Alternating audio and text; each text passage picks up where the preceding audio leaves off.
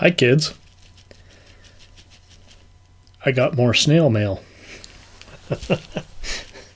Some of my clown friends out there like the snail mail. We're going back. We're going back to snail mail. You can't email this stuff. So I got these. Last week we talked about Lee, who sent me the lovely painting. Look at these. I got a button. That's my favorite of her puppets. I can't remember his name, but with the one eye there. And then that's Lee herself. Look at that. She's button famous. I'll probably get some more. She even sent me a little sticker. It's like a little... Let's get the reflection off there. Kind of hard to tell, but it's like a little balloon dog. Now, I never tied balloons because I was never like a birthday party clown. When you're sitting clear up there in the nosebleeds at the circus, you're not going to be able to see anybody. Yeah. So, yeah, we just had buckets of confetti that we threw on each other. And, yeah, we all got in that little car that's in my driveway. And look at this fancy little bag it came in. Lee.com.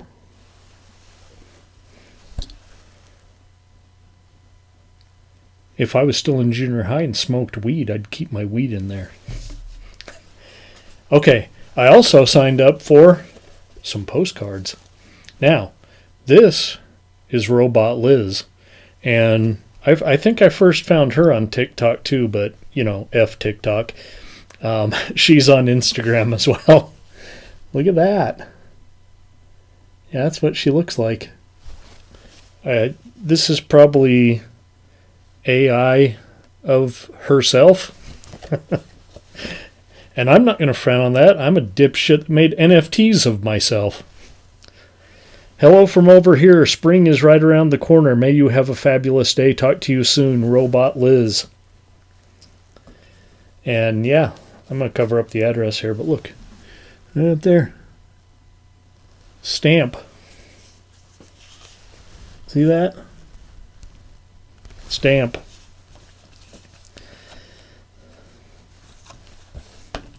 I also ordered some buttons from Liz, so yeah, once I have enough buttons, maybe I'll adorn my... As you can see, my clown suit's held together with safety pins. Maybe I'll pin it together with buttons all around my neck. All right, let's get rolling, shall we?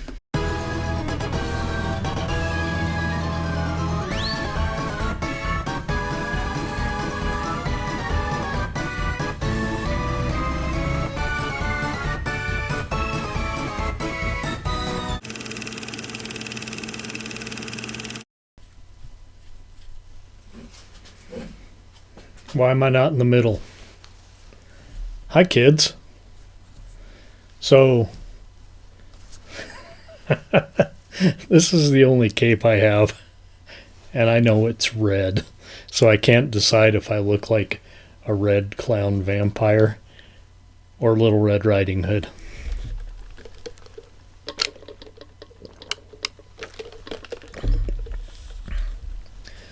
Now, I was stupid last night. Last night I put on Trip with the Teacher, good old 70s exploitation film, and I knocked back a Spencer and about 3 Websters. That's a lot of gin. So, yeah, I've been drinking a lot of, like, non-alcoholic fluids today. I think I've polished off, like, almost a whole quart of Cristal Light. And now I got this big old caffeine-free Diet Coke.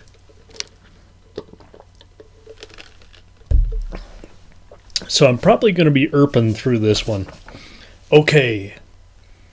As I promised last week, it's a Blacula double feature.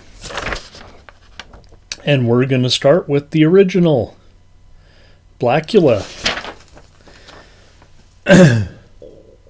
I can't quite read that up there. Okay, William Marshall, Denise Nicholas, Vonetta McGee, Gordon Pinsent. Yeah, this isn't in English. But you get the idea. I don't know if I'm going to wear this cape all night because I'm already hot. Okay. Yeah, Blacula. Blacula is a 1972 American international picture directed by William Crane, Crain, starring William Marshall, yes, the king of cartoons himself. Some of you might remember him as the king of cartoons rather than, well, you know, even my pop didn't take us to see Blacula in 1972, so my first exposure to William Marshall was on Pee Wee Herman.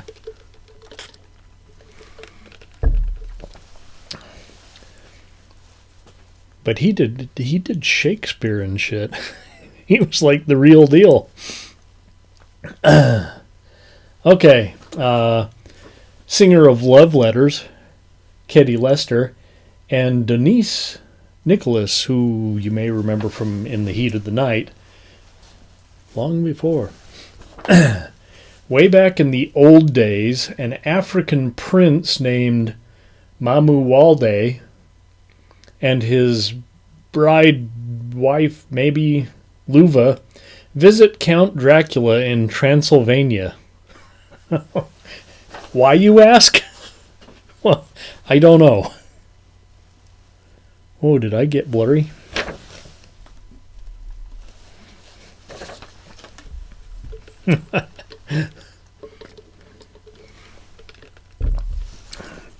We might be getting a new laptop and hence new camera sooner than we think. I went to launch Finder to see if my cold opening saved and couldn't open Finder. So let's hope we make it through the show tonight. And yeah, I got the money set aside, don't worry. The show will go on, but I might have to, you know, this 2011 MacBook isn't going to last forever. It's lasted a really damn long time for a computer. Okay. So we don't know that, but old Drac, he takes a shine to Luva. And, well, yeah, he's going to get him some of that. He orders his men to subdue Mamuwalde. And when he fights, that pisses the vampire count off to no end. And he orders, well, he bites Mamuwalde on the neck, you know, theoretically turning him into a vampire, and then locks him in a coffin. You're going to be alive forever locked in this coffin. Leaving Luva in the room to die slowly while her lover man is trapped in the coffin. Okay, cue animated credits and porno music. I need porno music for my opening. Y'all like the circus music, or should I get some porno music? Okay, it's now 1972. And a couple of really flamboyant antiques dealers, I know that's hard to picture, just scored on the Dracula estate, including said coffin. It all gets shipped back to LA, and they just can't wait to open that coffin. They want to see what's in there.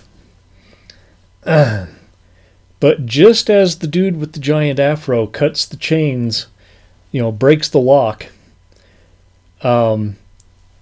the white boy that works at the shop there cuts his finger on the on another box, and he's bleeding all over the place. While they are bandaging up the boy's cut finger, guess what happens? Well, you've seen it before. There comes Blacula, William Marshall, like raising up out of the grave, or out of the coffin. Next thing you know, folks are turning up in the morgue with peculiar wounds on their neck and no blood in their body. A smooth turtleneck wearing doctor. We were all turtleneck wearing doctors in 1972.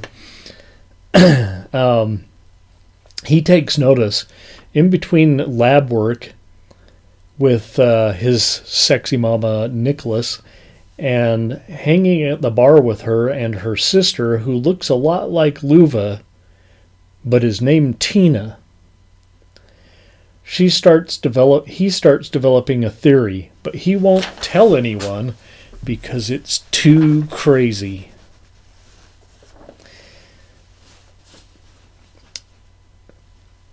Enter Mama Walda, and he is immediately smitten with Tina. I mean, why wouldn't he be? She's like the spitting image of his long-lost love.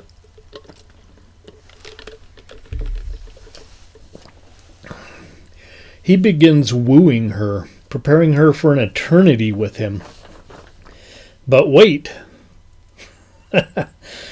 How come this guy doesn't show up in photographs? And why are people still being drained of their blood? The doctor digs up the white boy, remember, with the finger, to find out what's the mystery here. And boy, does he find out. Okay. Let's summarize.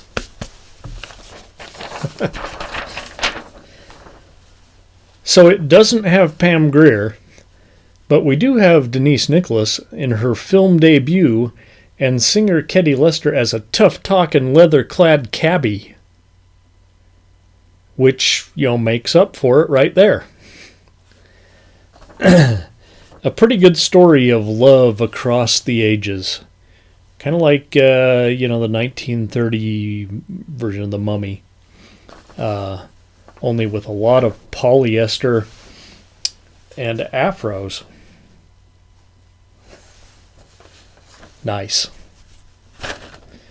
I'm not going to read that last line, because we're doing that movie next.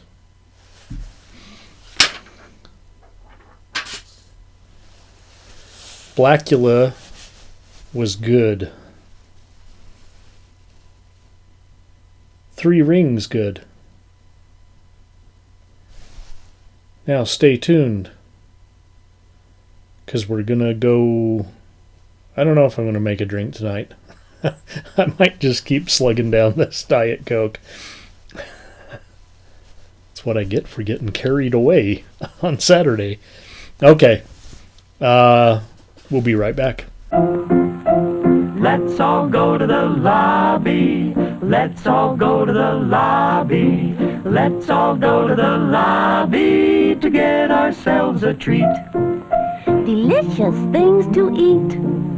The popcorn can't be beat. The sparkling drinks are just dandy. The chocolate bars and the candy. So let's all go to the lobby to get ourselves a treat.